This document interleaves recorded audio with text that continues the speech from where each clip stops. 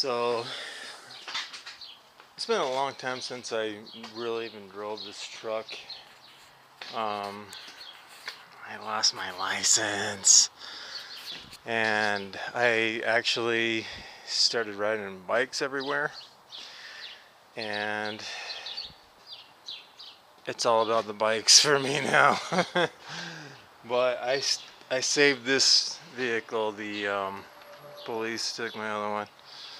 Anyway, I don't know if you can see in there. I've seen these, I've showed you these videos before, but I never got through one video about how to put that EGR line in there. Right. It's kind of ridiculous in a way, because I mean, it's like I started doing a video on how to put coolant in or how to change your plugs or something, and then it just suddenly I went dark. Yeah, it's my truck. See, it needs one of these. Is that a bullet hole? I got some mud flaps for it. That's what these things are in there. Ah, you can't see it. Anyway, I just wanted to quickly show you real fast the EGR line. And I was convinced. Here's your valve right there, and there's the line. That's the tube that was broken, and it goes, you can see that, it goes underneath the upper cam, and they actually had to remove this to get at it. Now most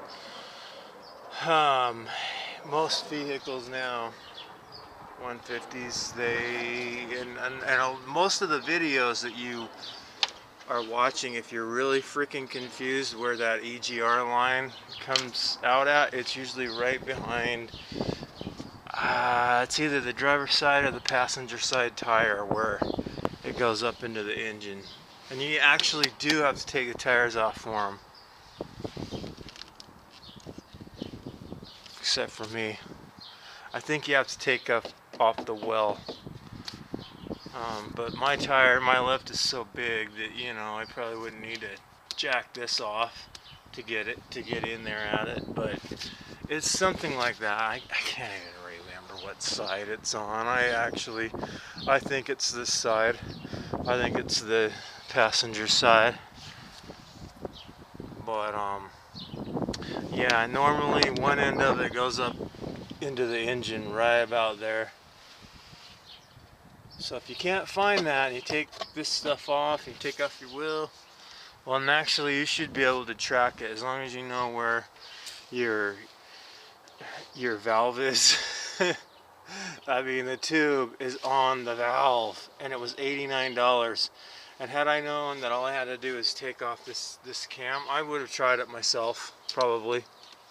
But I had them change a few other things. Look, dude, they changed just a couple things I don't recognize. All right, well, dude, that light worked, and now it doesn't. Oh well. So to make a long story short, God, I can't even freaking see it. Hang on.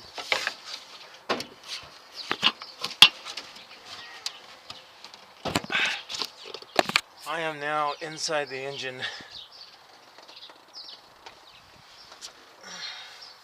EGR valve, EGR line,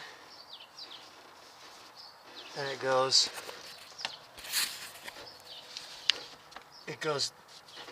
underneath this cam. And if you put your hand, if you follow it back with your hand, the end of it is right about there. It's only about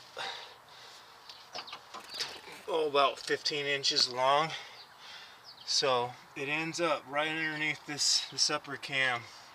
So if you can get that off, then you're golden.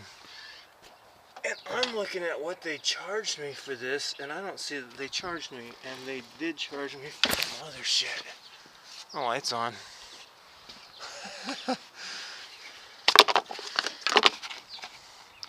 But, so, for my EGR saga on an F-150 1995 Eddie Bower edition, you have your EGR, you got insufficient EGR flow, which is code 223 or 332. You might want to check this out and clean it and make sure this isn't somehow broken somehow.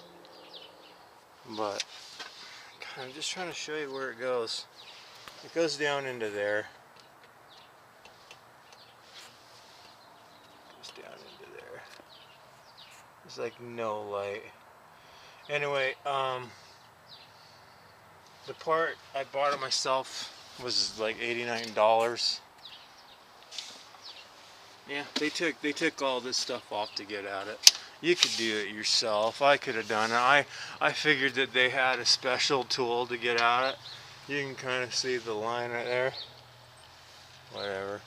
I figured they had like a special double-necked wrench to get at it, and that's why I took it to them. If I would have known, I would have had to take off the upper cam. I would have just done that myself. You know what I mean? But I really can't figure out what they did with parts and labor on this baby. You want to see it? It's getting to be a long video.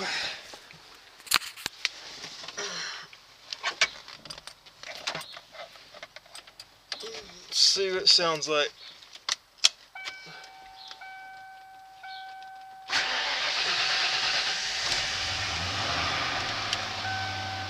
Hasn't been running for a while. God, I hate that noise.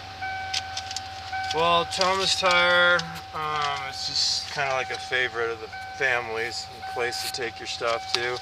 Here's a list of everything they did. You can see it. Replacement EGR tube, customer part. It says 0 for labor. That's at the top. $384 for labor of the compression test. They probably threw all that in together, right? So I really don't know how long it takes to take off that upper cam. I paid $534 for him to do what I had him do to it. I just have him do a compression check, change the plug wires, you know, and the plugs. That's it. I don't notice any marked difference, but the EGR line is supposed to help. It regulates the gas flow back into your hydraulics or whatever, your steering. So I don't know, should help with your gas mileage a little bit. I noticed that my shifting had been real choppy, and I think that was part of it. It's a little better now, but it's still, I mean, it's got so many new parts underneath it. The crankcase, everything's been new, and I've never really driven it. But it is my bug out vehicle. I am going to show you guys this because I know some of you guys are actually into this.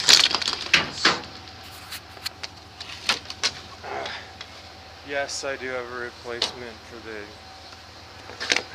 latch up here. Anyway, this is just some mud flaps I bought, some adjustable mud flaps.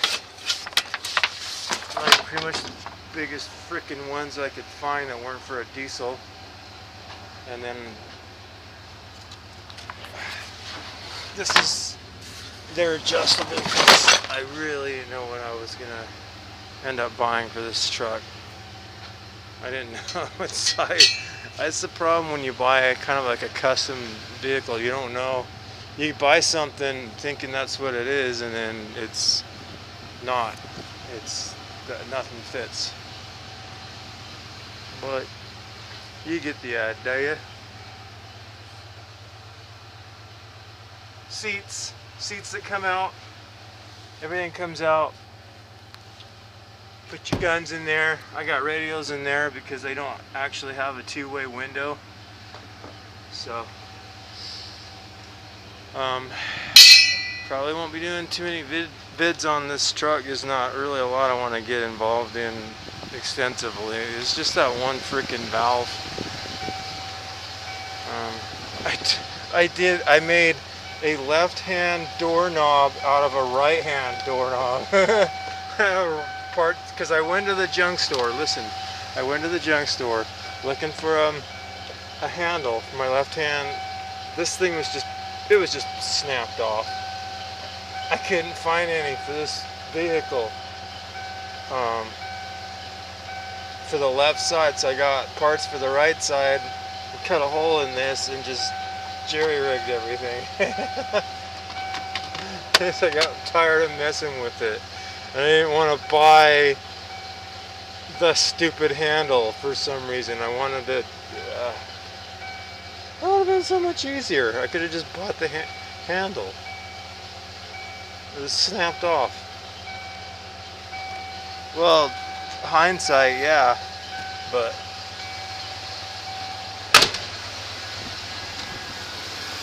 what else? What else? See, it kind of comes up to like that on me, so.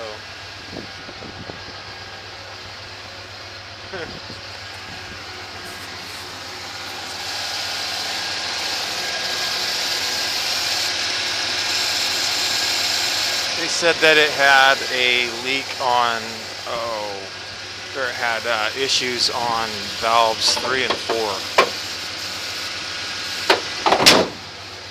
And all that oil is just from starting it for a half an hour every couple weeks. So that's it, guys. I don't know when I'm going to do something else with this. It's all about the bikes now. It's all about the bikes. You'll probably see a series of racing bike videos. Took me down 100 pounds. Till next time. Did I say this was a 95 F-150? I believe it is actually a 98. I don't even know. I'm gonna check it because I had another one and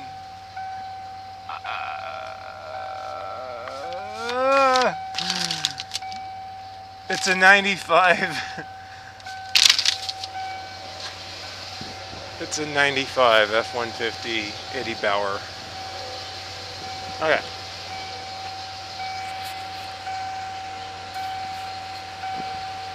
How do you turn this off?